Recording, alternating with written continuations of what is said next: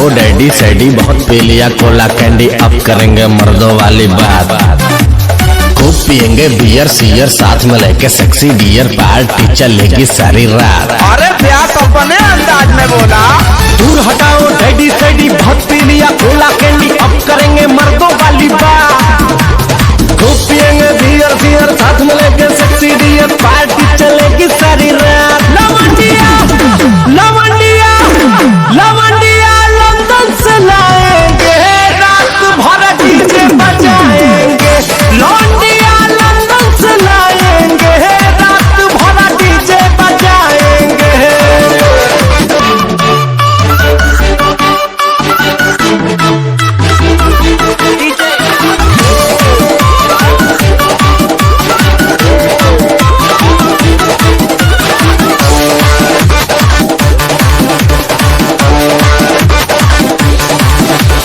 रजनी के स्टाइल में सिगरेट जलाएंगे, धुएं का छल्ला बनाकर उड़ाएंगे।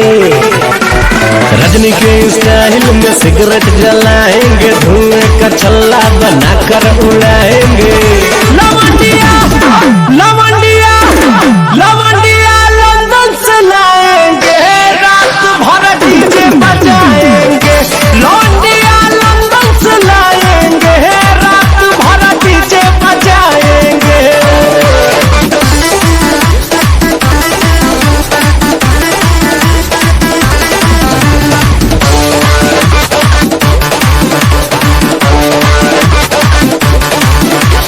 अंग्रेजी बेबी को देसी पिलाएंगे, भोजपुरिया गानों पे ठुमका लगाएंगे।